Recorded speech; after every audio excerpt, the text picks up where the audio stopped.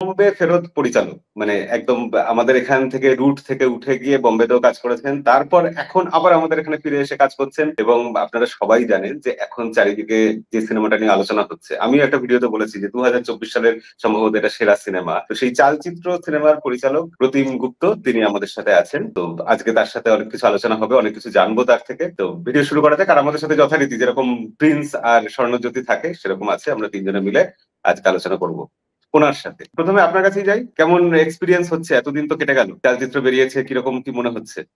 মানে ওই তোমার ভিডিওটা খুব ভালো ক্যাপচার করেছিল আর কি, মানে লোকেরা যারা দেখছে দারুণ বলছে, কিন্তু কম লোক দেখছে, হ্যাঁ, তো সেই একটা মানে আনন্দের মধ্যে একটা হালকা বিষণ্ণতা আছে যে হ্যাঁ, আরেকটু আসলে কি বলবো অভ্র, মানে লাস্ট 4-5 বছরে শুধু তো পুজো আর ক্রিসমাসের ছবিগুলোই একটু হিট করেছে।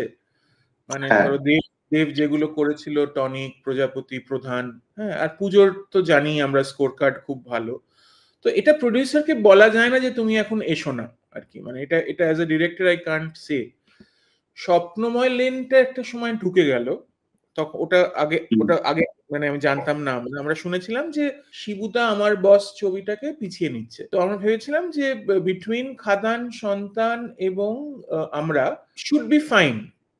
এবারে আল্লু অর্জুন অ্যারেস্ট হয়ে ওদের ইয়েটা বেড়ে গেল, সেলটা হুম, অনেক পড়ে গেছিল কিন্তু, হ্যাঁ, মানে পুষ্পা 2, এবং আউট অফ নোওয়্যার মুফাসাকে 10, 12, 15টা করে শো দিল মাল্টিপ্লেক্স। হ্যাঁ, মানে হঠাৎ আমি দেখলাম যে ফার্স্ট উইকে কোনোদিন, মানে আমি যখন প্রথম ছবি শুরু করি, সাহেব বিবি গোলাম, মাছের ঝোল, এই সব সময়েও কিন্তু মানে ফার্স্ট উইকে সাউথ সিটিতে 3-4টে শো পেয়েছি, অন্য মাল্টিপ্লেক্সে 2টো পেয়েছি। হঠাৎ দেখলাম মানে একটা করে টিমের শো। যাই হোক, এখন আজকে শো অ্যাড হয়েছে অ্যাক্রোপলিসে, হোপফুলি, মানে বেবি জন ওপেনিং নাকি বেশ খারাপ এবং রিপোর্টস আর নট গুড।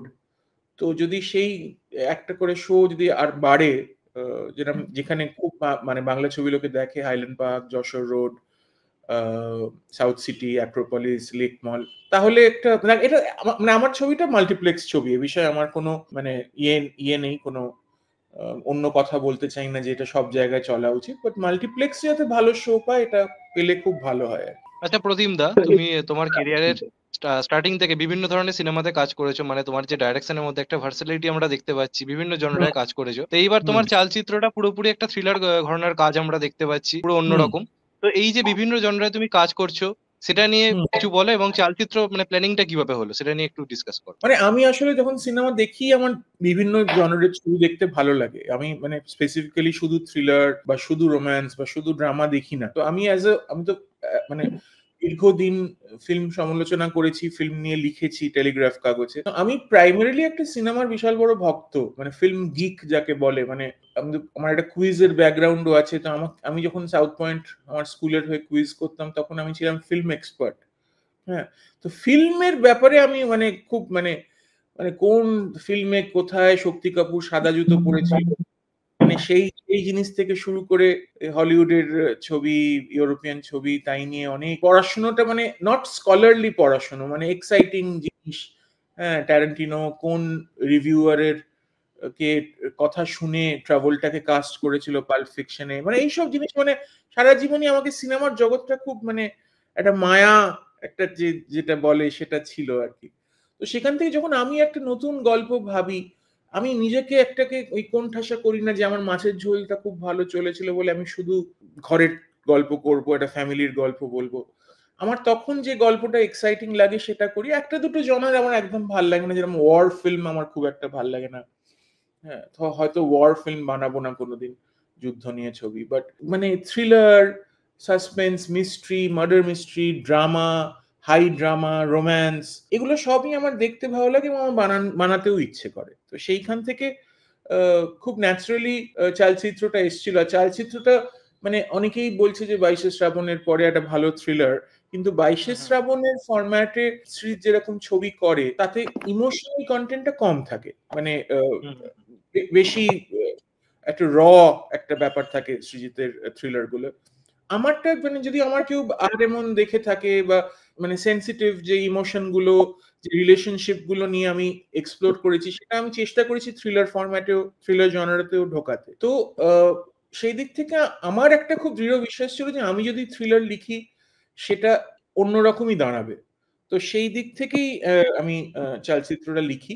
প্রথমে ভেবেছিলাম যে এই 4টে পুলিশ একটু মেল ড্রিভেন ছবি হবে, কিন্তু লিখতে লিখতে দেখলাম তাদের বাড়িতে ঢুকে গেলাম এবং তাদের কন্যা, তাদের স্ত্রী, তাদের প্রেমিকার গল্পগুলো অ্যাজ ইম্পর্টেন্ট হয়ে দাঁড়ালো মেন ইনভেস্টিগেশন যতটা ইম্পর্টেন্ট। তো সেই এবং তারপরে মানে চ্যালেঞ্জ ছিল এরকম ইন্টারেস্টিং কাস্ট জোগাড় করা, কেন এতগুলো চরিত্র, এবং রাইটিং এর চ্যালেঞ্জ ছিল যে যদি কেউ একটা সিন, দুটো সিনও পায় সে যেন একটা ইম্প্যাক্ট করে, যেন ব্রাত্যদা। হ্যাঁ, তো সেই সেই সেই মানে ভালো মানে এক্সপিরিয়েন্স ভালোই। আমাদের ইচ্ছে ছিল অ্যাকচুয়ালি পুজোয় আসার, কেন পুজো কেন্দ্রিক তো অনেক কিছু আছে ছবিতে। তো সেটা তখন ওই আরজি করের ইনসিডেন্টের পর আমাদের মনে হয়নি যে আবার একটা মেয়েদের খুনি অ্যাটাক করছে এই গল্প নিয়ে পুজোয় আসাটা ঠিক হবে না। সেই আমার মানে এক্সপিরিয়েন্স খুব ভালো। মানে আমি ফ্রেন্ডস কমিউনিকেশনের সাথে আগে সাহেব বিবি গোলাম করেছিলাম, তো তো ইটস অলমোস্ট ফ্যামিলি, মানে তো ভালো। প্রতিম না, আমি স্বর্ণবতী আমার নাম, ওকে। তো আমি তোমাকে একটা কোয়েশ্চেন করতে চাই, এটা আহারে মন নিয়ে অ্যাকচুয়ালি কোয়েশ্চেনটা। করো। তো আচ্ছা, তুমি কি আহারে মন দেখার আগে me Earl and the dyeing girl এই নামের কোন সিনেমা কি তুমি দেখেছিলে? না, তবে আমি এরকম একটা সিনেমা আছে জানি। কোন কোন গল্পটার সাথে সিমিলার?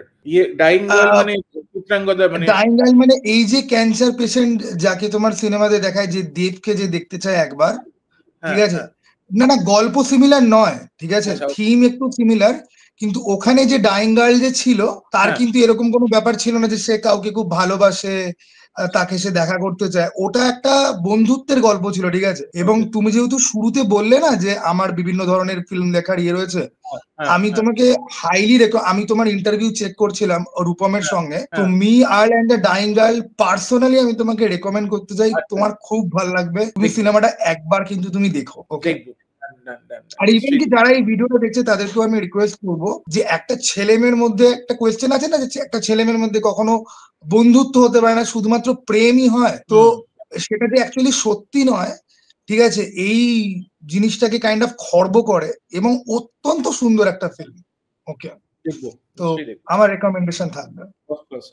আচ্ছা, আমার একটা প্রশ্ন আছে, প্রথম প্রশ্নটার সাথেই রিলেটেড, সেটা আমার মনে হয় কমপ্লিট হয়নি বলাটা, যে এই যে এখন দেখতে পাচ্ছ যে অন্যান্য সিনেমাগুলো যেভাবে হল দখল করে রেখেছে, চলচ্চিত্র সেভাবে হল পাচ্ছে না, তো কোথাও কি এটা আফসোস হচ্ছে না যে মার্কেটিংটা আরেকটু ভালো করা উচিত ছিল, বা প্রচারটা আরেকটু ভালো হতে পারতো মানুষের আরো কাছে? বিশেষ করে আমরা যেখানে দেখতে পাচ্ছি খাদান নিয়ে দেব একদম প্রত্যন্ত গ্রামেও যাওয়ার চেষ্টা করেছেন, পশ্চিমবঙ্গ চষে ফেলেছেন, তো চলচ্চিত্র এখানে একটু পিছিয়ে পড়েছে এরকম মনে হচ্ছে না? হ্যাঁ, মনে হচ্ছে, কিন্তু এট দ্য সেম টাইম আমি জানি আমার প্রডিউসারের কতটা ক্যাপাবিলিটি, সেটা আমাকে রিয়ালিটির সাথে জিনিসটাকে বুঝতে হবে। দেখো অবশ্য তুমি জানি না কতটা, মানে আমি শো দেখেছি ইউটিউবে, বাট ফিল্মের বিজনেস কতটা তুমি আপডেটেড, মানে অনেক অনেক ছবি প্রডিউসার বানিয়ে আনসোল্ড পড়ে আছে, মানে ওটিটিটা কিনছে না। তো the business is not really booming, এটা হচ্ছে সত্যি কথা, মানে বাংলা সিনেমা।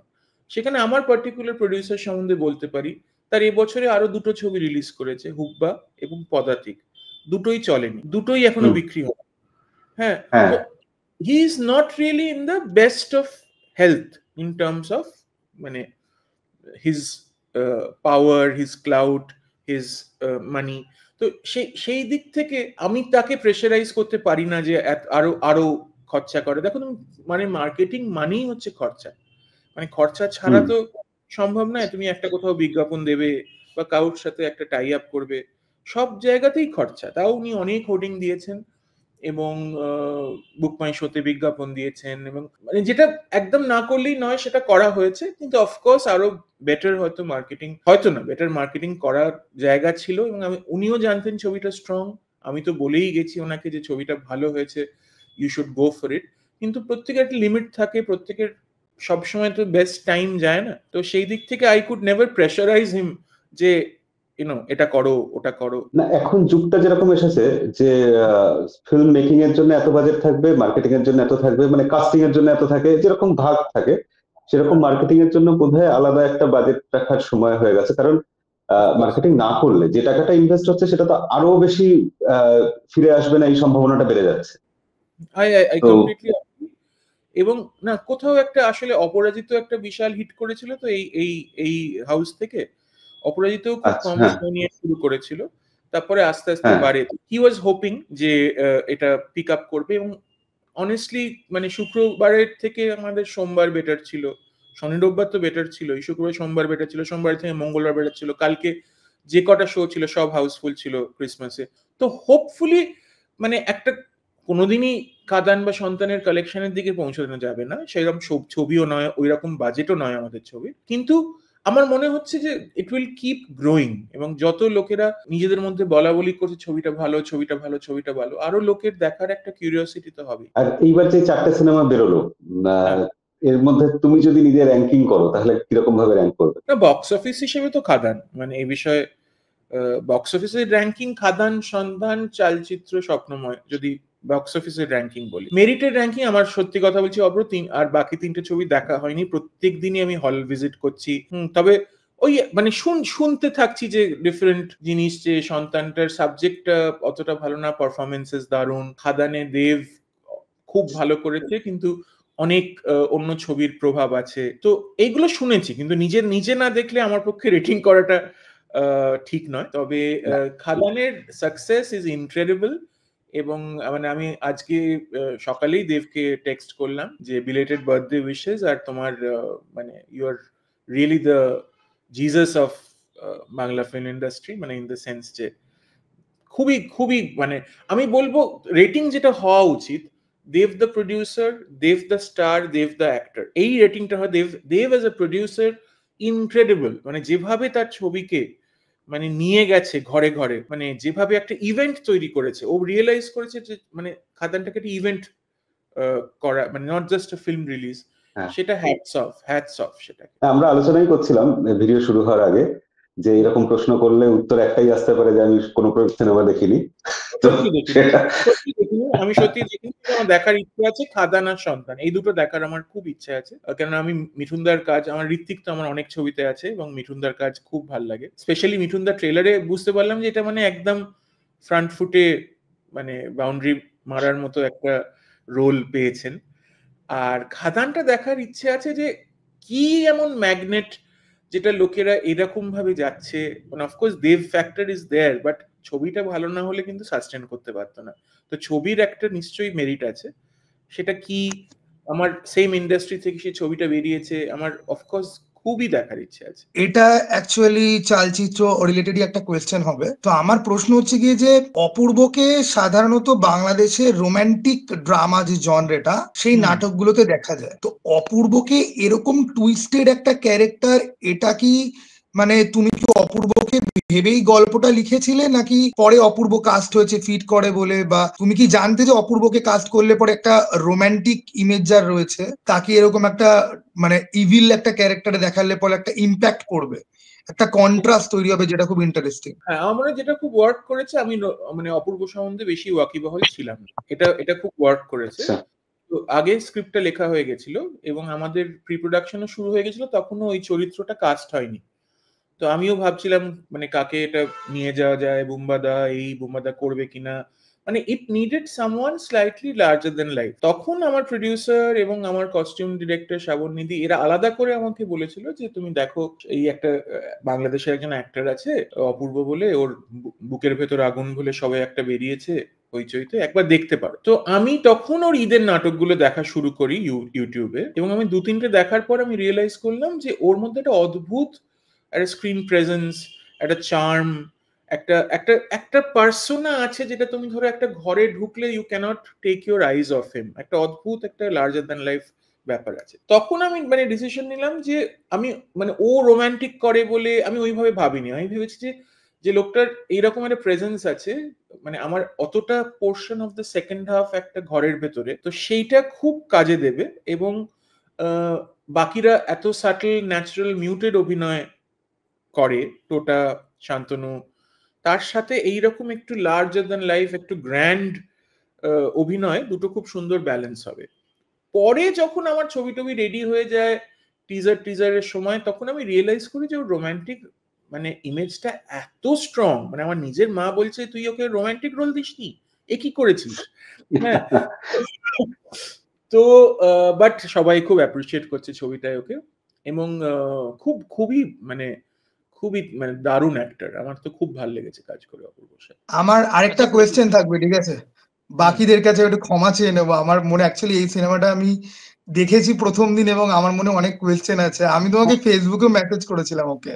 আচ্ছা, তো প্রতিম না, আমার দ্বিতীয় যে কোয়েশ্চেনটা, দেখো তুমি 4টে পুলিশ অফিসারকেই তুমি ফ্লড দেখিয়েছো এবং এরা একদম সাধারণ মানুষ, ঠিক আছে? কারোর মধ্যেই হিরোইজম ব্যাপারটা প্রত্যেকের মধ্যেই রয়েছে যেহেতু তারা পুলিশ অফিসার, কিন্তু এরকম নয় যে তাদের সমস্ত কিছু একদম পারফেক্ট। কারোর যদি পরিবারের ঝামেলা থাকে, কারোর অন্যরকম প্রবলেম রয়েছে, ঠিক আছে, কারোর বদ সঙ্গ রয়েছে।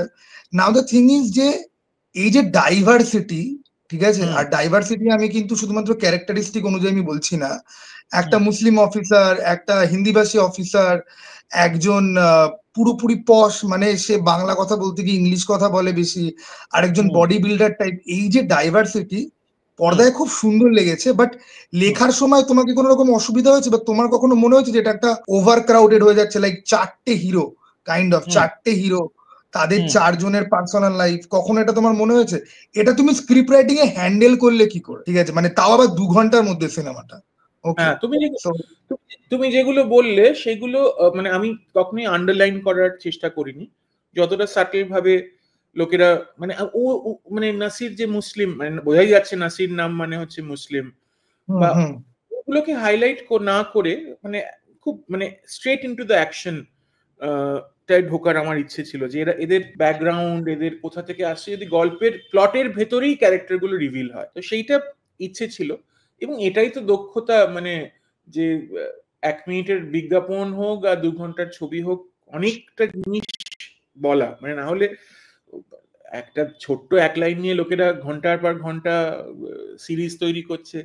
তো এবার অনেক কটা জিনিস নিয়ে একটা ছবি করার মধ্যে যে চ্যালেঞ্জ, এটাই তো মজার। তো আর জানো তো, আমি না তোমার সাথে এই ব্যাপারে এগ্রি করি, যেই কারণে আমি ওয়েব সিরিজ অনেকেই দেখে, রিভিউ করে, আমি ওয়েব সিরিজ সামাও দেখতেই পারি না, মানে খুব হলে পরে আমি দেখি, না হলে আমি কেন জানি না, মানে অ্যাজ এ রাইটার আমি ওয়েব সিরিজ ফরম্যাটটা আমি বিশ্বাসই করি না। আমার কাছে সবসময় সিনেমা উপরে থাকে, এবং আমি এটা আমার ইউটিউবে মাল্টিপল ভিডিওতে বলেছি যে আমি ওয়েব সিরিজ দেখি না, আমি রিভিউ করতে পারি না। কিছু কিছু হয়তো দেখলাম যে লাইক দেখতে হবে, মানে একটা ব্রেকিং ব্যাড বা অ্যাটাক অন টাইটান মানে দেখার জন্য বন্ধুরা এত ফোর্স করেছে যে হয়েছে দেখতে, এবং সেগুলো ভালোও ছিল, কিন্তু ইউজুয়ালি ওই জন্য আমি, তুমি যে কারণটা বললে এক্স্যাক্টলি ওই কারণে আমি ওয়েব সিরিজ পারি না দেখতে।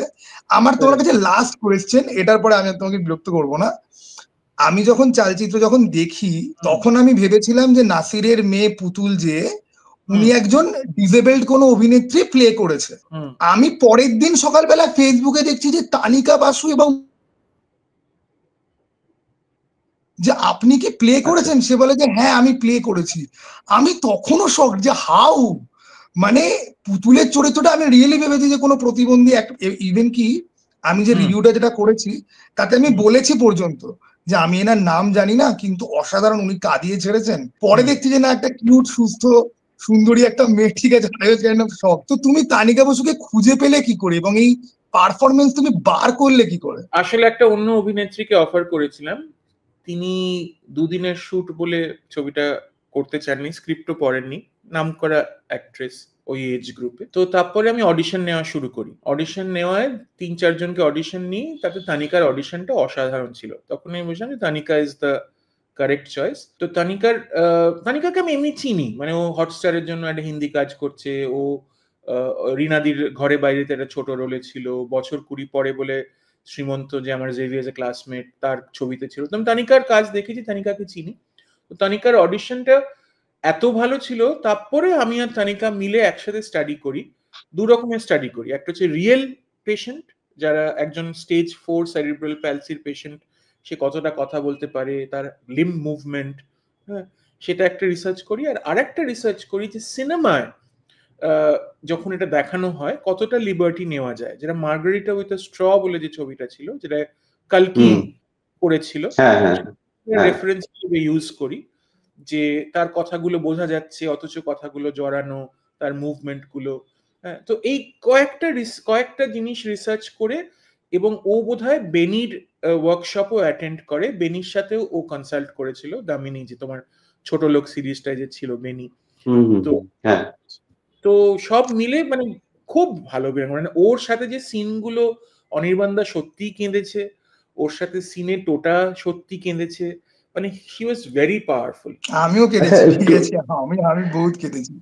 ওকে, যাই হোক, এনিওয়ে বাকিরা। আচ্ছা, এখানে আরেকটা প্রশ্ন এসে যাচ্ছে যে টোটা রায়চৌধুরীকে কেন কাস্ট করলে? বোম্বেতে ভালো রোল করছে, বেশ জনপ্রিয়তা হয়েছে, আবার রিসেন্টলি কামব্যাক করেছেন, এরকম টাইপের একটা ব্যাপার হচ্ছে, সেই কারণে না আগে থেকে প্ল্যান ছিল? না দেখো, মানে যে চরিত্রটা আমার কিন্তু খুব অপশন ছিল না। একটা সার্টেন ফিজিক্যালি একরকম একটা হাট্টা কাট্টা যেটাকে বলে, একটা সার্টেন আমি চেহারা খুঁজছিলাম, এবং বাকি পুলিশের থেকে রোলটা বড়, কাইন্ড অফ ছবিটাকে লিড করবে প্রোটাগনিস্ট বললে কিন্তু কনিষ্ক চ্যাটার্জি, যেটা টোটা যে রোলটা করেছে। এবার আমার কাছে খুব অপশন ছিল না, আবির, পরম, টোটা, 3-4 জনই ছিল। এর মধ্যে টোটার সঙ্গে অনেক দিন ধরে কাজ করার চেষ্টা করছি, এবং রাদার দ্যান রকি রানী, এই যে সৃজিত ওকে ফেলুদা হিসেবে কাস্ট করলো, এটা কিন্তু সৃজিত রিস্কটা বেশি নিয়েছে আমার থেকে। সৃজিত মানে অলরেডি ওকে একটা লিডিং ম্যান হিসেবে অনেক দিন বাদে, মানে ঋতুদা তো মানে চোখের বালি, শুভ মোহরা তো অনেক বছর হয়ে গেছে, কিন্তু সৃজিত কাস্ট করে একটা আমাকে খুব ইজি করে দিল আর কি। তো সেই দিক থেকে টোটা ইজ ভেরি ট্যালেন্টেড, অনেক দিন ধরে করছে, কিন্তু ফেলুদাও করছে বলে তাকে আমি একটা এইরম ছবিতে মেন ক্যারেক্টার হিসেবে নিতে আমার কখনো দ্বিধা হয়নি। এবং আমার ওকে সবচেয়ে ভালো লেগেছিল, খুব একটা ছোট্ট রোল করেছিল বিদ্যা বালানের সাথে কাহানি 2-তে, তো সখন থেকেই আমার ওর সাথে কাজ করার ইচ্ছে। কিন্তু টোটা হচ্ছে না একটু old school in terms of dates. টোটা, অপুদা মানে শাশ্বত, কৌশিক সেন, এরা কি করে, এরা অনেক আগে থেকে ডেট দিয়ে দেয় প্রডিউসার ডিরেক্টরদের, এবং তুমি তাকে গিয়ে যত বড় প্রজেক্টই তার কাছে নিয়ে যাও না কেন, সে ডায়েরি খুলে বলবে এই ডেটগুলো আমার দেওয়া আছে। এই ফিলোসফিতে এরা বিশ্বাস করে, তাই জন্য আমি কখনোই টোটার সাথে এর আগে কাজ করতে পারিনি, কেন অলওয়েজ কাউকে না কাউকে ডেট দেওয়া থাকতো। কিন্তু এইবার luckily he could make time, এবং সঙ্গে একটা নীরজ পান্ডের শুট চলছিল, কিন্তু we somehow managed and we did it. আর অনির্বাণ চক্রবর্তী, মানে উনি এখানে আছেন এবং যে কটা সিনেমা এসছে তার মধ্যে 3টে সিনেমাতেই ওনাকে দেখা যাচ্ছে। তো অনির্বাণ চক্রবর্তী রিসেন্টলি বহু সিনেমা করছেন, মানে সেই আলুর মতো আর কি, সব রকম তরকারিতেই তাকে পাওয়া যাচ্ছে। তো তো সেটা কি মনে হচ্ছে না কোথাও কি একটু ওভার ইউজড হয়ে যাচ্ছেন উনি এরকম? আসলে এত ভালো অ্যাক্টর, আমি কি বলবো তোমায় অব্র, ভীষণ বড় অ্যাক্টর। মানে আমি তোমাকে বলবো, একটা সিনে একটা ডায়ালগ আছে যে আমার মেয়েটা এখন আয়াদের কাছেই বড় হলো, তো ডাবিং এর সময় গলাটা একদম শুকনো ড্রাই করে দিয়ে, মানে ছোট ছোট জিনিস, ছোট চোখের চাউনি, ছোট হাসি, স্মিত হাসি, খুব খুব বড় অ্যাক্টর। আমার লাস্ট 3টে কাজই অনির্বাণ দা ছিল, এবং আমার ভীষণ ভাল লাগে, আমি যা ওনার দিকে ছুঁড়ে দিই, এত ভালো অভিনয় করেন। আসলে প্রবলেমটা হলো আমাদের এখানে তো খুব মানে ইচ্ছে করে লোকেদের যে একটা বক্সে ফেলে দিই, যে একেন বাবু করেছে মানে শুধু কমেডি পারে, জটায়ু করেছে মানে শুধু কমেডি পারে, কিন্তু উনি যা ইচ্ছে করতে পারেন, খুব খুব বড় অ্যাক্টর, এবং আমি কাজ করতেই থাকবো ওনার সাথে, মানে রিগার্ডলেস অফ উনি মানে ওনার আলু বিজনেস কতটা চলছে, হি ইজ এ টেরিফিক অ্যাক্টর। এবার আমার ভীষণ ভালো লাগে, এবং আমাদের সম্পর্ক খুব ভালো। প্রিমিয়ারের পরে আমি গাড়ির ড্রাইভারের পাশে বসেছিলাম, আর উনি আমার পেছনে ছিলেন, আমার জাস্ট আমার কাঁধে হাত রেখে বললো থ্যাংক ইউ, এইরকম চরিত্র আমার এই ছবিটা ছাড়া হয়তো করা হতো না। তো এটা আমার কাছে পাওনা যে উনি একটা অন্য কিছু করতে পেরেছেন, এবং আগে চরিত্র এসেছিল, আমি ওনাকে ভেবে এটা লিখিনি। তো যতদিন চরিত্রটা আগে আসবে এবং উনি ফিট করবেন, আমি নেব। মানে আমি অনির্বাণ দাকে সিনেমায় ঢোকানোর জন্য আমি কিন্তু লিখিনি, he was the best candidate for Nasir. আমি রিসেন্টলি ওই সৃজিত মুখার্জির ফেলুদার গোয়েন্দার গিরি দেখলাম, ওখানেও জটায়ু চরিত্রে দেখে ওনাকে মনে হলো যে বহুদিন বাদে জটায়ুর সাথে মানানসই কাউকে দেখছি আর কি। ওনাকে যে ক্যারেক্টারই দেওয়া হয় মনে হয় সেটা খুব ভালো, তাড়াতাড়ি পুল অফ করে নিতে পারেন। যাই হোক, তো সৃজিত মুখার্জির সাথে তোমার বহুদিন আগে কোনো একটা কন্ট্রোভার্সি হয়েছিল, আমি সেই সময় নিউজ পেপারে পড়েছিলাম, তো সেই ব্যাপারটা কি হয়েছিল আমাদের যদি একটু বলো, বা অসুবিধা না থাকে। না, অসুবিধা আছে একটুখানি, ইন দ্য সেন্স যে সৃজিত চায় না আমি ওটাকে বারবার টেনে আনি, কেন সৃজিতের মনে হয় যে ওইটা নিয়ে ওটা মানে ওর একটা অন্য ইন্টারপ্রিটেশন আছে, আমার একটা অন্য ইন্টারপ্রিটেশন। একটা স্ক্রিপ্ট নিয়ে আমি একটা স্ক্রিপ্ট লিখেছিলাম ভ্যানিশ বলে, তার সাথে 22শে শ্রাবণের সিমিলারিটি ছিল। তো ছবিটা শুটের আগেই একটা চেষ্টা হয়েছিল যে মানে ওর কাছে রিচ আউট করার চেষ্টা হয়েছিল যে দেখো এটা মানে আসলে জিনিসটা হয়েছিল ঋতুদার কাছে দুজনেই আমরা গেছিলাম, মানে ভ্যানিশের যে মেন ভিলেনটা আমি ঋতুদাকে অফার করেছিলাম, আর যে চরিত্রটা ফাইনালি যে চরিত্রটা গৌতম ঘোষ করেছিল 22 শ্রাবণে, সেইটা শ্রীজিৎ বোধহয় ঋতুদার কাছে নিয়ে গেছিল। তো ঋতুদা পুরো শ্রীজিতের স্ক্রিপ্টটা শুনে বলেছিল যে দেখ প্রতিম, পুরো তোর স্ক্রিপ্ট দেখ, যদি ছবিটাকে আটকাতে পারিস, এরকম একটা কথা আমাকে ফোন করে বলেছিল। ঋতুদা বলেছে বলে আমার জিনিসটা ভীষণ মানে রিয়াকশন হয়েছিল যে ঋতুদা যখন বলছে জিনিসটা নিশ্চয়ই তাই। তারপরে অনেক কিছু ঘটেছে, মানে এসভিএফ ইনভলভ হয়েছিল, আমার হাউস আমি তখন টেলিগ্রাফে ছিলাম, তারা ইনভলভ হয়েছিল, অনেক কিছু। জিনিসটা খুব মানে একটা গভীরে যাও বলে একটা গান আছে ওরই ছবিতে, গভীরে চলে গেছিল। যাই হোক, যেটা ফ্যাক্ট রিমেন্স যে ওর ছবিটা হয়, ছবিটা বিশাল হিট করে এবং ছবিটা বাংলা সিনেমার ইতিহাসে একটা প্রচন্ড ইম্পর্টেন্ট ছবি 22 শ্রাবণ। তো ঠিক আছে, তারপর থেকে সৃজিত আর আমি we have been very good and মানে I have chosen to move on and he has also I think moved on. যে আমি এরকম একটা বলেছিলাম, সেটাও মানে আফটার অল কাউকে তুমি যদি এখন বলো এরকম কথা, সেটাও তো একটা আঙুল তোলার ব্যাপার থাকে। তো হি হ্যাজ অলসো মুভড অন। তো ওটা নিয়ে আমরা আর খুব একটা ঘাঁটি না।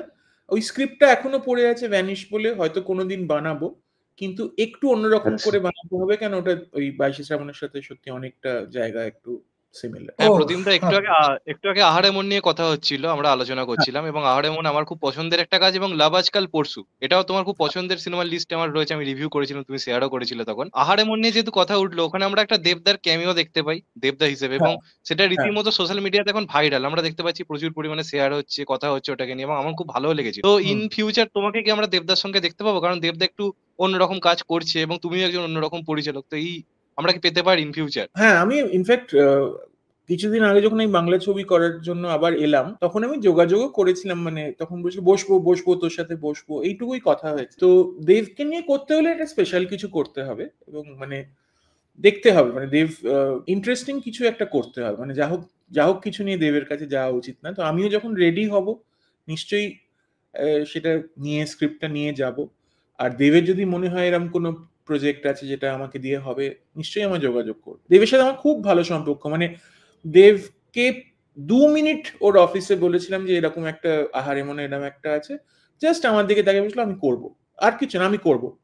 তো এবং ঠিক শুটের দিন আমরা একটা হসপিটালে শুট করেছিলাম, খুব মানে আমার তো ভীষণ ভালো, Dev is a very nice guy, এবং এই জন্যই ভালো মানুষের সাথে ভালো জিনিস হয়, এটা আমি বিশ্বাস করি। এই খাদানের success not just because of his talent and power and also is a very nice guy. এবং তুমি আমার খুব পছন্দের একজন পরিচালক, আমি চাইবো বাংলার 2 সুপারস্টার জিদ্দা এবং দেবদা দুজনেই তোমার সঙ্গে কাজ করুক, আমার খুব ইচ্ছে এটা দেখার, এই দুজনের সঙ্গে তোমার কাজ চাইবো ইন ফিউচার অবশ্যই হোক। জিৎ তো একসময় কৃষ্ণকান্তের উইল একটু অন্যরকম ছবি করছিল, হ্যাঁ এখন আবার মানে ফুল অন শুধু বোধহয় কমার্শিয়াল ছবি করছে।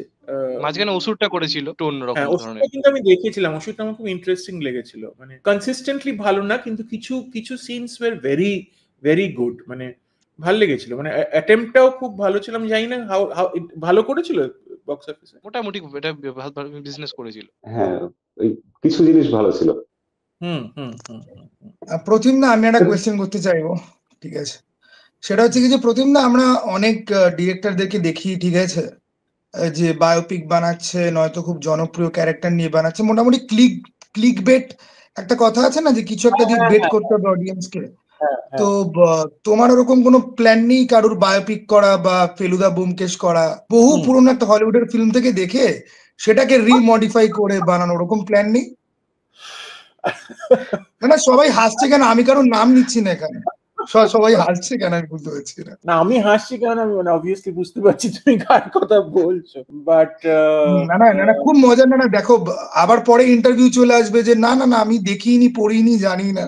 যাই হোক, এনিওয়ে আচ্ছা, বিতর্কিত ব্যাপারটা থাক, মানে ভবিষ্যতের প্ল্যান কি সেরকম, তাহলে তোমার সেটা একটু বলো, আমাদের সাথে শেয়ার করো। না আমার দেখো আমি তোমার একটা কথা বলছি, আমি যে হলে ভিজিট করছি চালচিত্রের সাথে, আমাকে কিন্তু বাই ফেস খুব কম লোকে চেনে, মানে অডিয়েন্স তো চেনেই না, কেননা আমি এটা ফিগার করেছি কেন, অ্যাপার্ট ফ্রম দ্য ফ্যাক্ট যে আমি খুব একটা সোশ্যাল নই, আমি সব পার্টি ফার্টিতে খুব একটা যাই না, সব সময় কাগজে আমার ছবি বেরোয় না পেজ 3 পার্টিতে।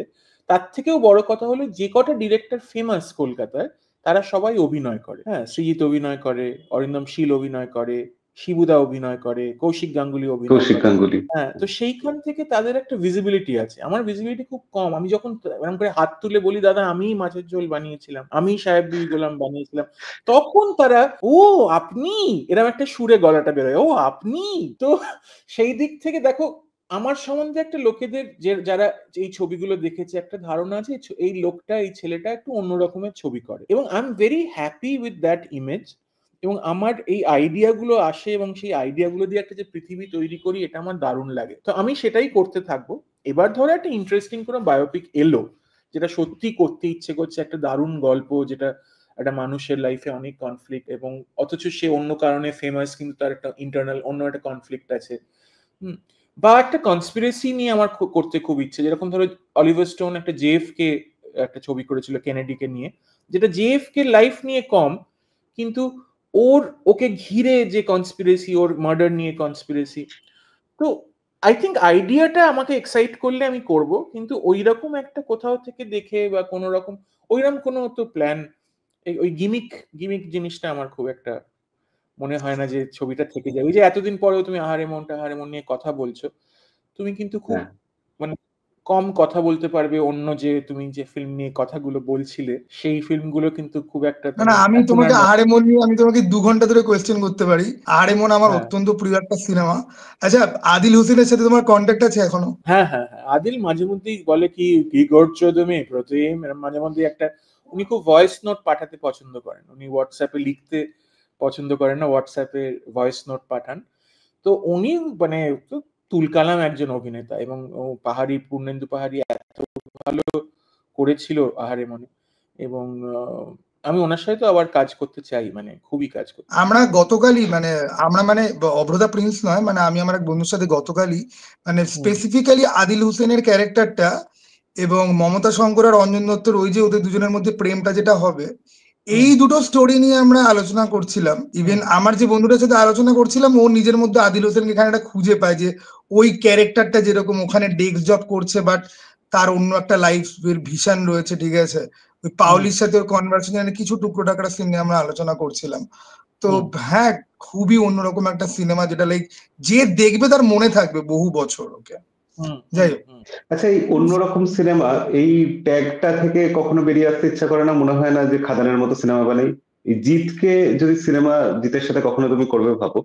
জিত যে কমার্শিয়াল মুভি এখন করেন, এই কথাটা তুমি বললে, তো জিতকে নিয়েই কমার্শিয়াল মুভি করার কথা কখনো মনে হয় না? আমি তোমাকে এখানে একটা কথা বলছি অব্র, এই যে ছবিগুলো, এই খাদান বা যে কমার্শিয়াল ছবি জিত করে, তাতে তুমি দেখবে দেখো একটা certain percentage of the film কিন্তু নাচ এবং সার্টেন পার্সেন্টেজ অ্যাকশন।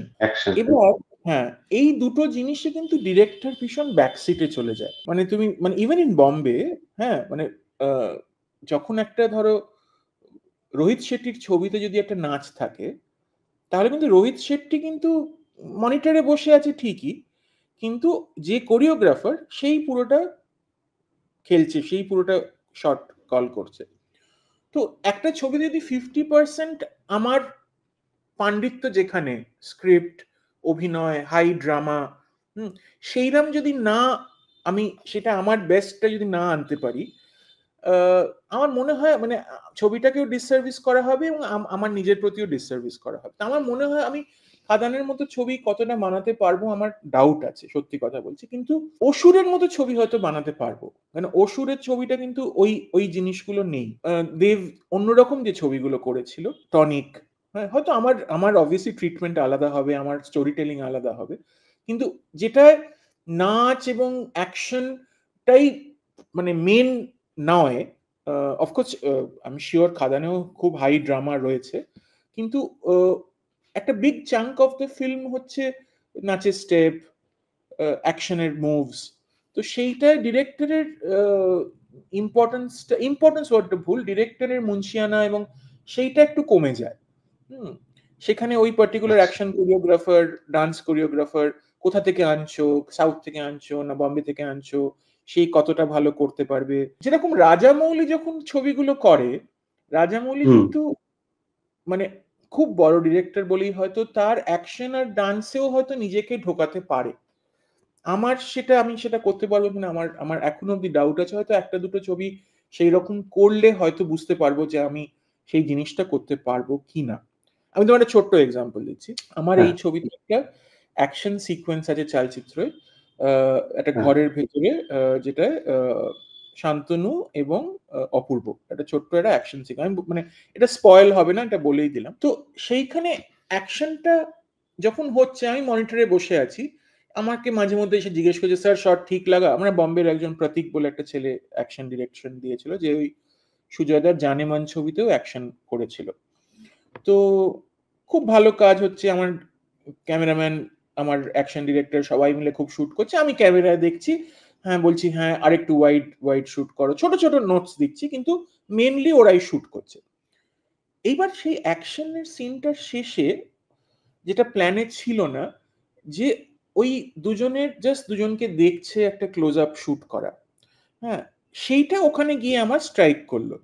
আমি তখন বুঝলাম যে অ্যাকশনের মধ্যেও যদি আমি আমার ট্রিটমেন্ট, আমার ডিরেকশন একটুখানি ইনক্লুড করতে পারি, হয়তো ছবিটাকে মানে ওই সিকোয়েন্সটাকে ইমপ্রুভ করা যাবে। তো এইটাই আমার মনে হচ্ছে দ্য চ্যালেঞ্জ, যে যদি নাচ আর অ্যাকশনেও যে অভিনয়ের যে ব্যাপারটা, যে ড্রামা থাকে, একটা অ্যাকশন সিনেও তো ড্রামা থাকে, তো সেইগুলোর মধ্যে নিজেকে কিভাবে ইউজ করা যায়, এটা একটা মানে একটা প্রজেক্ট হিসেবে দেখতে হবে। এটা একটা আবার ভীষণ যাতে মুখ থুবড়ে না পড়ি এরকম একটা করতে গিয়ে যা ভালো ভালো ছবি করেছি সব মানে, হ্যাঁ সেটা একটু দেখতে হবে। এবার একটু অন্য প্রসঙ্গে যাচ্ছি। তুমি তো একসময় টেলিগ্রাফে ছিলে। তো টেলিগ্রাফে যখন ছিলে তুমি ফিল্ম রিভিউ করতে, এখন যেহেতু অনেকদিন পেরিয়ে গেছে তাই তুমি ব্যাপারটা সহজে বলতে পারবে আশা করি, যে একটা ফিল্ম রিভিউ করতে গেলে সেই সময় কি প্রভাবিত হতে হতো, মানে টাকা পয়সার জন্য বায়াস লিখতে হতো বা কোনো প্রভাবের জন্য, চাপের জন্য, এরকম ব্যাপার থাকে? আমি যে সময় রিভিউ করতাম, সত্যি কথা বলছি অব্র, এসব ছিল না। আমি করেছি তুমি ধরে নাও 2005 বা 6 থেকে 2015, একটা সলিড 9-10 বছর আমি টেলিগ্রাফের জন্য প্রত্যেক শনিবার আমার নতুন ছবির রিভিউ বেরোতো, এবং আই ওয়াজ ভেরি ক্লিয়ার যে আমি কলকাতায় বাংলা ইন্ডাস্ট্রির সাথে কোনোভাবে যুক্ত বলে আমি কখনো বাংলা ছবির রিভিউ করিনি, আমি শুধু হিন্দি ছবির রিভিউ করতে। আমাকে কোনোদিন কোনো টাকা অফারও করা হয়নি কোনো রিভিউ ভালো দেওয়ার জন্য, কোনো স্টারও আমাকে বলেনি। রিভিউটা বেরোনোর পরে অনেক ফোন পেয়েছি, হ্যাঁ, যেরকম অনুরাগ বাসু কাইটস বলে ছবিটার রিভিউ এর পরে ফোন করেছিল, তুইও ছবিটা বুঝলি না বলে আমাকে একটা ফোন করেছিল। তারপর আজকে অব্দি শীর্ষদা আমার সাথে ঠিক করে কথা বলে না, কেন আমি আলাদিনের ক্যামেরাটা বলেছিলাম আমার জমেনি খুব একটা।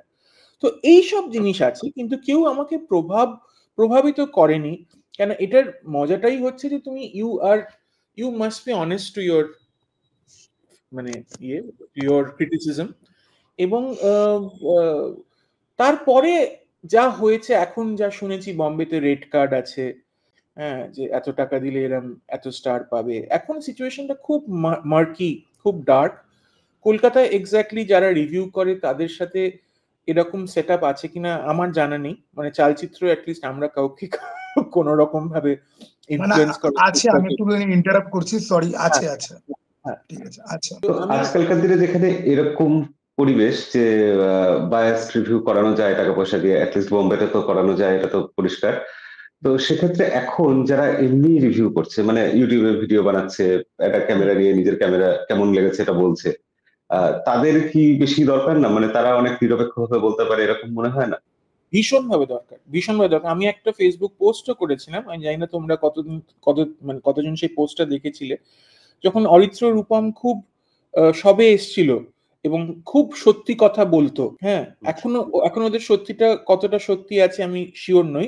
প্রথমে যখন ওরা এসছিল খুব সত্যি কথা বলতো, এবং সেটা আমি তখন লিখেছিলাম আমার ফেসবুকে যে Bengali film Bloggers is the best thing that the industry needed, এটা আমি লিখেছিলাম ফেসবুক পোস্টে। তারপরে আমি এখন অনেক রকম গল্প শুনি যে বায়াস এসছে, এবং সেটা একটা সাকসেসের সাথে বোধহয় এখন ন্যাচারালি মানুষ একটু টেম্পটেড হয়ে যাচ্ছে সেই সাকসেসটা মিল্ক করার জন্য, হ্যাঁ, সেই সাকসেসটাকে উপভোগ করছে ভুলভাবে।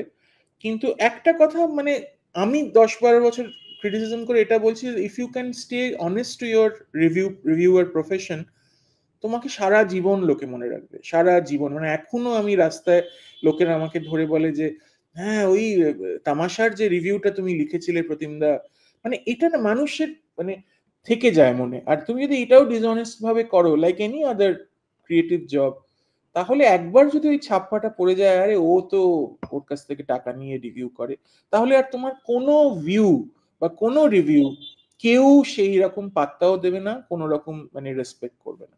তো সেই সেন্সটা থাকা উচিত রিভিউয়ারদের। তুমি যে দীর্ঘদিন টেলিগ্রাফে চাকরি করতে করতে ডিরেকশন চালিয়েছিলে, দুটো ব্যাপার একসাথে করেছিলে সাইমultaneously, তো সেটার কারণ কি এটাই যে আনসার্টেনটিটা বেশি যারা সৎ থাকে তাদের জন্য?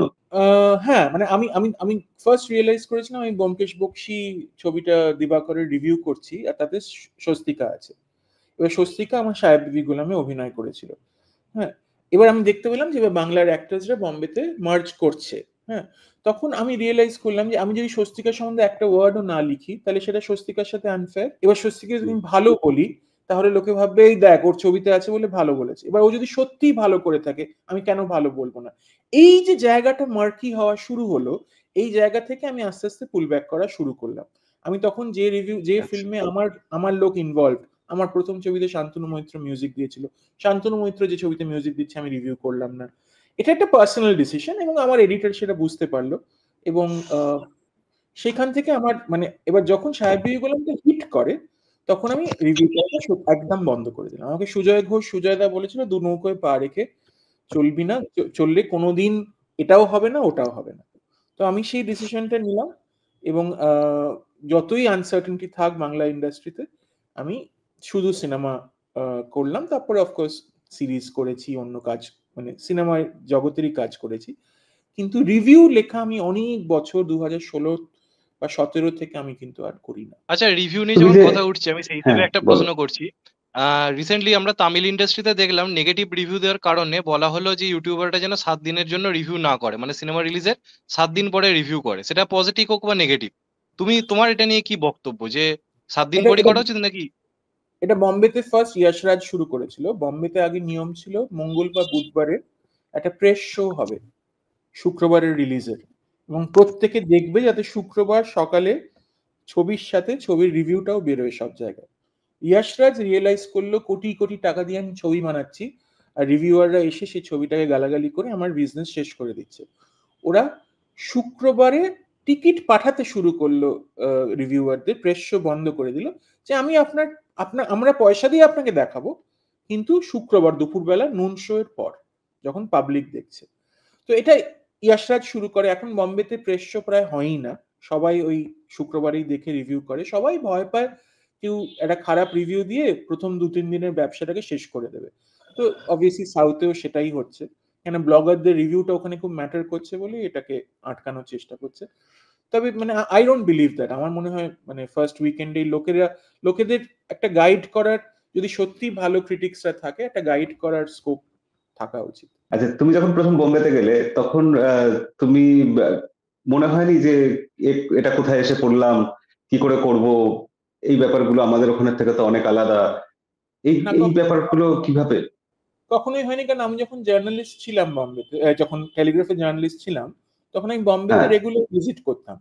আমি ফিল্মমেকারদের সেটে গেছি। তো আমি পুরো ইন্ডাস্ট্রিটার সাথে প্রচন্ড ভাবে ওয়াকিবহল ছিলাম। মানে এটা আমার একটা এলিয়েন ওয়ার্ল্ডে এসে পড়লাম সেটা কখনোই হয়নি।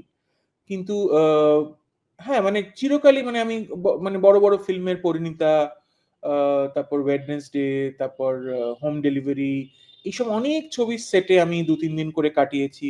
ইমতিয়াজের হাইওয়ে ছবির সেটে আলিয়া রণদীপের সাথে সময় কাটিয়েছি। তো এটা আমার কখনোই, আর আমার মানে খুব ছোট বয়স থেকে আমার মানে নাম সবসময় কাগজে বেরোতো, তো বাইলাইন যেটাকে বলে রিভিউ এর সাথে আর্টিকেলের সাথে। তো আমার ওই খিদেটাও কোনোদিন ছিল না যে সবসময় আমার নাম বেরোবে সবসময়। আর এই স্টার গুলোর সাথেও খুব ইজ হয়ে গেছিল, মানে ও দেখবে অনেক জার্নালিস্টরা স্টার দেখলে নিজেদের ছবি তোলায়, সেলফি তোলায়। আমার কখনোই মানে এদেরকে একটা অন্য লিগের লোক তখনও মনে হতো না, এখনো মনে হয় না। মানে এখন যদি হট করে অমিতাভ বচ্চন সামনে আসে, আমি হ্যান্ডশেক করব, খুব তার সাথে খুব রেসপেক্ট দিয়ে কথা বলবো, হয়তো পা ছুঁয়ে প্রণামও করব, কিন্তু দাদা একটা সেলফি, এটা কখনো মানে আমার মনে হয় যে আমার তো নিজের অ্যাজ আ জার্নালিস্ট বা অ্যাজ আ ফিল্ম মেকার একটা নিজের তো একটা ইজ্জত আছে। যে মুহূর্তে আমি সেই লোকটার সাথে একটা ছবি তোলাচ্ছি, সে তো বুঝলো যে এ আমার ফ্যান বা এ আমার মানে হ্যাঁ, তক্ষুনি রিলেশনশিপের ডায়নামিক্সটাই তো শেষ হয়ে গেল। এবার আমি যখন তাকে ইন্টারভিউ হিসেবে প্রশ্ন করব, আমি সেই জায়গাটা থেকেই আসতে পারবো না। তো সেইটা আমি চিরকালই সেটা মেনটেন করেছি, এবং আমার কখনোই বম্বের ওভারওয়েলমিং লাগেনি বম্বে। স্বর্ণজ্যোতি বলো। প্রতিম না, আমার কোয়েশ্চেন থাকবে, কোয়েশ্চেনটা একটু মার্কি টাইপের কোয়েশ্চেন তোমার ভাষায়, বাট স্টিল আমি কোয়েশ্চেনটা করব। সেটা হচ্ছে কি যে দেখো, ফ্লড হিরো, তোমার গল্পের চরিত্রটা flood hero kind of, even কি তাতে ব্রুটালিটি আছে, তাতে ভায়োলেন্স আছে, তাতে আইডিওলজির ফলস ইন্টারপ্রিটেশন পর্যন্ত রয়েছে। এখন বলিউডে আমরা একজন ডিরেক্টরকে দেখতে পাই, বলিউড না অ্যাকচুয়ালি সে তেলেগু ইন্ডাস্ট্রি থেকে বিলং করে, সন্দীপ রেড্ডি ভাঙ্গা। তো তিনি আদিল হুসেনকে নিয়ে কাজ করিয়েছেন, তারপর আদিল হোসেনকে অপমানও করেছেন। তো ওই অ্যাঙ্গেলে আমি ঢুকছি না। আমার বক্তব্য হচ্ছে কি যে অ্যানিমেল নিয়ে অথবা সন্দীপ রেড্ডি ভাঙ্গার মানসিকতা নিয়ে তোমার কি মনে হয়? ঠিক আছে, এটা আমার জানার খুব ইচ্ছা। একদমই ভুল। মানে ওর he is a very good film maker.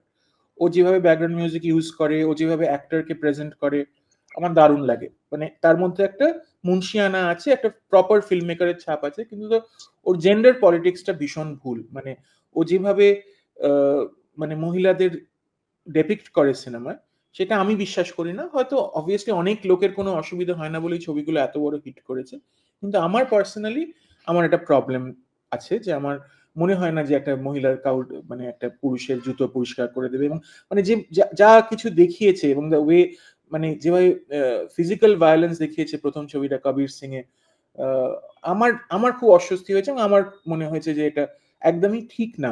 Cinema is mass media, তুমি যেটা দেখাচ্ছ সেটা তুমি অনেক লোককে রিচ আউট করছো, এবং শাহিদ কাপুর, রণবীর কাপুর, এরা হচ্ছে স্টার। লোকেরা চেষ্টা করে এদের এপ করার জন্য, এদের মতো হাঁটার জন্য, এদের মতো জামা কাপড় পরার জন্য। তো এদের মতো যদি এরাও মহিলাদের সাথে ওইরকম ব্যবহার করা শুরু করে, সেটা ঠিক নয়। এই রেসপন্সিবিলিটি, ছোট্ট রেসপন্সিবিলিটিটা কিন্তু একটা অথরের, একটা ডিরেক্টরের, একটা রাইটারের থাকা উচিত। কিন্তু প্রতিমদের তুমি ডেপিকশনের যে কথাটা যেটা তুমি বললে, ওনার সিনেমাতে মহিলারা কিন্তু অ্যাকচুয়ালি ভালো স্বভাবের, পুরুষরা প্রবলেম। তো ডেপিকশন তো মহিলাদের ভুল বললাম, মহিলাদের ডেপিকশন না, মানে এই ইকুয়েশনের ডেপিকশনটা তুমি একদম ঠিক বলছো। মহিলাদের কোনো প্রবলেম নেই। The way men look at women, the way men treat women, এইটাতে প্রবলেম আছে। কিন্তু আজকে যদি ধরো, আমি আমার কথাই বলছি যে ইন ফিউচার ধরো আমি ফিল্ম মেকার ধরো হলাম, এবং আমি ফিল্ম মেকার হয়ে এরকম একটা লাভ স্টোরি বা এরকম একটা বিবাহিত কাপলের গল্প দেখালাম, যেখানে ধরো অতুল সুভাষের মতো একটা ক্যারেক্টার রয়েছে, এবং মহিলাটা পুরোপুরি ডাইনি। তো মিসোজিনিস্টিক কি তখন আমি থাকবো, নাকি আমি সোসাইটিতে যে বাজে মহিলা রয়েছে তাদেরকে আমি আমার ফিল্মে ডেলিবারেটলি দেখাচ্ছি পারবো? কারণ এরকম মহিলা প্রচুর রয়েছে, যারা তার হাজবেন্ডকে আত্মহত্যা করতে বাধ্য করছে, যারা ফলস অ্যালিমনি দিচ্ছে, যারা ফলস ডেটিং সাইটে ডেকে নিয়ে এসে একটা আইফোনের জন্য খুন করে দিচ্ছে। তা আমি যদি ইন ফিউচার গিয়ে এরকম একটা ফিল্ম মেকার যদি হই যে ইভিল মহিলাদের নিয়ে সিনেমা বানাই, তখন কি আর সন্দীপ রেড্ডি ভাঙ্গা কি মিসোজিনিস্টিক বলা যাবে, নাকি আমার মতো কাউকে বলতে হবে যে এই মিসোজিনিস্টিক? তোমার স্ক্রিপ্টটাকে সেটাকে জাস্টিফাই করতে হবে। আমার দেখে মনে হয়নি অ্যানিমাল বা কবির সিং যে ও জাস্টিফাই করেছে কেন এরকম বিহেভ করছে। এটা জাস্টিফাই করতে হবে যে কেন অতুল সুভাষের মতো যদি চরিত্র তুমি দেখাও, ঠিক এই যে তার টর্চার, যে ট্রমা, যে অ্যাংজাইটি দিয়ে সে কাটিয়ে সে ফাইনালি নিজের জীবনটা নিয়েছে, সেইটা তোমাকে এস্টাবলিশ করতে হবে। তখন সেই তুমি মহিলাকে অন্য লেন্স দিয়ে অডিয়েন্স দেখবে। সেইটা খুব দরকার।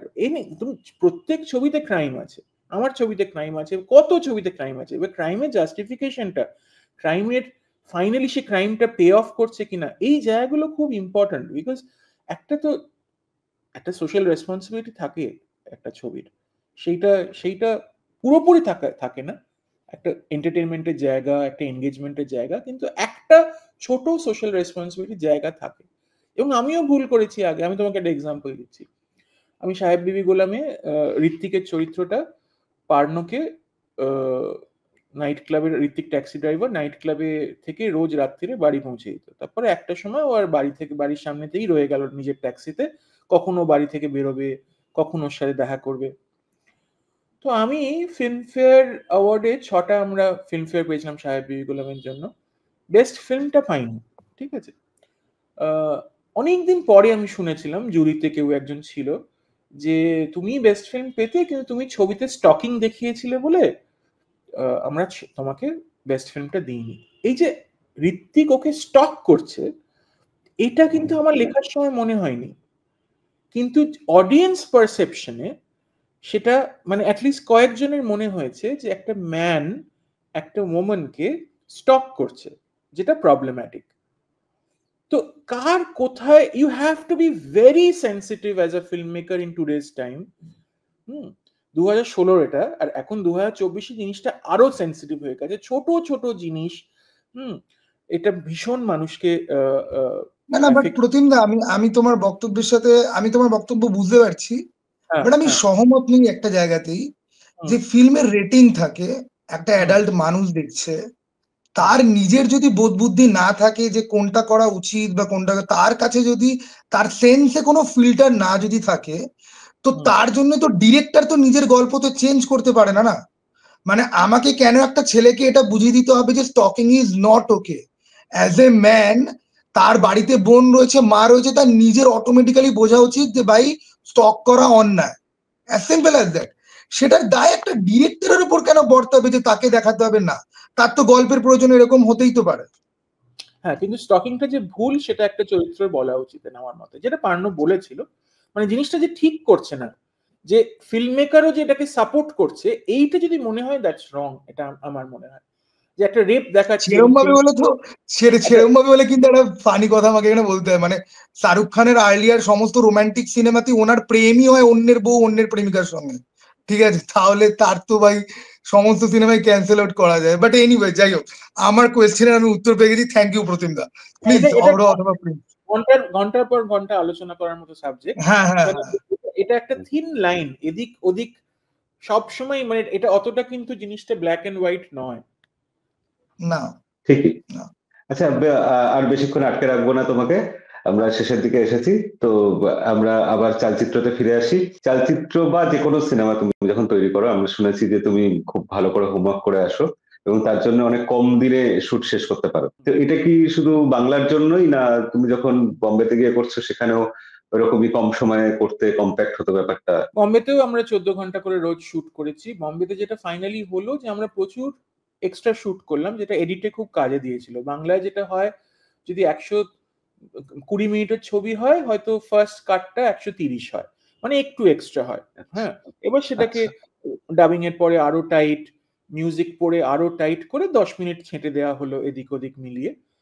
যেটা আমার নেটফ্লিক্সের শোতে যেটা হয়েছিল, এক একটা এপিসোড ফাইনালি 40 থেকে 42 মিনিট হয়েছিল, কিন্তু ফার্স্ট কাট গুলো 60 মিনিট 65 মিনিট। এবার সেটাকে যথেষ্ট করে ঘ্যাচাং ফু করে জায়গায় জায়গায় কেটে 40 মিনিট করা হয়েছিল। তো অনেক এক্সট্রা ফুটেজ শুট হয়েছিল, যাতে সিনগুলো আরো বেশি অ্যাঙ্গেল, আরো ভালো করে গুছিয়ে শুট করার স্কোপ ছিল। এখানে কি হয় কলকাতায়, যে একটা বাড়ি পাওয়া গেছে আজকের জন্য, এই বাড়িতে আমাকে 5খানা সিন নামাতে হবে, কালকে এই বাড়িটা পাওয়া যাবে না। তো এই প্রেশারটা সাংঘাতিক। তো কনস্ট্যান্টলি তুমি ঘড়ি দেখছো যে টোটা রাইমার যে বাড়ির সিকোয়েন্স গুলো আমাকে আজকে রাত্রির 12টার মধ্যে শেষ করতেই হবে, কালই ঘড়ি দেখছো তুমি। তো এইটা একটা আননেসেসারি একটা প্রেশার, যেটা ফিল্ম মেকারের কে নিতে হয় কলকাতায়। তাই জন্য আমি অলওয়েজ বলি যে কলকাতায় মানে ছবি করা মানে হচ্ছে অ্যাম্বাসেডার গাড়ি চালানো। একবার তুমি অ্যাম্বাসেডার গাড়ি চালালে তুমি পৃথিবীর যে কোনো গাড়ি চালাতে পারবে। তো সেই হিসেবে দারুণ স্কুলিং, মানে কেউ যদি বাংলা ছবি বানায়, সে কিন্তু মানে ready to take on the world আর কি। ওকে, তো তোমার পরবর্তী কি কাজ আছে সেটা বলেই, সেটা শুনবো আমরা, সেটা শুনেই তাহলে শেষ করা যাক। হ্যাঁ, মানে পরবর্তী কাজ একটা চেষ্টা করছি, এই ফেব্রুয়ারি মার্চে একটা শুট করার প্ল্যান আছে। মানে বললে প্রডিউসারের হয়তো খারাপ লাগবে যে আমরা বড় করে অ্যানাউন্স করলাম না, তবে একটা খুব ছোট ছবি, ইন্টারেস্টিং একটা ড্রামা। এটা আমার লিখলাম আসলে আমার শুটিং করেছিলাম চালচিত্র আগের পুজোয়, আর রিলিজ হলো ক্রিসমাসে। তো অনেক মাঝখানে আমি সময় পেয়েছিলাম অন্য স্ক্রিপ্ট, অন্য জিনিসের উপর কাজ করার। তো হিন্দিরও একটা দুটো কাজ ডেভেলপমেন্ট হচ্ছে। হিন্দি বাজারও ভীষণ ডাউন, তো হিন্দি বাজার আবার ডিপেন্ডেন্ট অন স্টার্স, তো তারা কখন ডেট দেবে, তো ওইগুলোর কবে শুট হবে। দুখানা প্রজেক্ট আছে, একটা সিরিজ আর একটা ফিল্ম হিন্দিতে, কবে হবে আমি জানি না। আমি টাকা পেয়েছি লেখার জন্য এখনো অবধি, আমি লিখেছি, এবার কবে সেটা করতে পারবো আমি জানি না। বাংলায় আমি আর একটা খুব তাড়াতাড়ি করছি, আমি এরকম গ্যাপ আর দিতে চাই না। 5 বছর পরে চালচিত্র বেরোলো, আমি চেষ্টা করবো, আমি যেরকম আগে বছরে একটা করে ছবি করতাম, মিনিমাম একটা করে ছবি করে। আমার পক্ষে ওই 6টা-8টা ছবি বছরে করা সম্ভব না, মনে হয় তাতে যত্নটা চলে যায়, কিন্তু একটা করে ছবি ডেফিনেটলি করব। এবং ওই যেরকম আগে বললাম ডিফারেন্ট জনারের ছবি করব, থ্রিলারও করব। থ্রিলার সবাই বলছে প্রতিদিন একটা থ্রিলার করব, কিন্তু তার আগে রিলেশনশিপ, যেটা আমার ফেভারিট, মানে হিউম্যান রিলেশনশিপ আরো ডিপলি এক্সপ্লোর করার ইচ্ছে আছে। প্রতিমদা, এবার পরের যে সিনেমা আসবে সেটার প্রচারটাতে কি স্পেশাল কিছু আমরা দেখতে পাবো তাহলে? ইচ্ছে তো আছে প্রচারটা ভালো করে করার, যা কিছু শিখলাম। দেখো সত্যি কথা বলছি অব্র, 5 বছর পরে ছবি করেছি তো পুরো দেখছি ইন্ডাস্ট্রিটা চেঞ্জ হয়ে গেছে। হ্যাঁ, মানে অন্যভাবে প্রচার জিনিসটা, তুমি যেটা বলেছিলে যেভাবে প্রচার জিনিসটা কতটা এখন ইম্পর্টেন্ট, কতটা মাথায় ড্রিল করতে হবে যে ছবিটা দেখুন, হ্যাঁ সেটা রিয়েলাইজ করলাম। তো আশা করি একটু ভুল শুধরে নেব, নেক্সট আরো বেটার প্রচার করার চেষ্টা করব, যদি প্রডিউসার ইকুয়ালি এবল হন নিশ্চয়ই করব। আচ্ছা, আমরা শেষ করতে গিয়েও শেষ করতে পারছি না, আর একটা কথা যেখানে উঠেই আসলো, তুমি 5 বছর বাদে যে আসলে, এসে দেখলে অনেক কিছু পাল্টে গেছে। কি পাল্টে গেছে আমাদের এখানে? একটা হচ্ছে ইন্ডাস্ট্রির অবস্থা খুব খারাপ, বাংলা ছবির সম্বন্ধে মানে একটা প্রচন্ড রিলাক্টেন্স বাংলা ছবি দেখার। এতটা খারাপ ছিল না, লোকের আগে ধরেই নেয় ছবি, বাংলা ছবি মানে যে ছবি আগে যেটা 100 থেকে মিনিমাম 100টা ছবি বছরে হতো, এখন 37টা হয়েছে 2024-এ। So that is a huge thing. ছবি কম হচ্ছে মানে মানে ইন্ডাস্ট্রি সাফারিং, এটা একটা। আর জেনারেলি সেটে আমার মনে হয়েছে যে আগে যেরকম প্রত্যেকে ইউনিটের প্রত্যেকটা মেম্বার, সে 80 জন হোক 100 জন হোক, প্রত্যেকটা মেম্বার জান লাগিয়ে মন দিয়ে প্রজেক্টটার জন্য, ফিল্মটার জন্য কাজ করছে।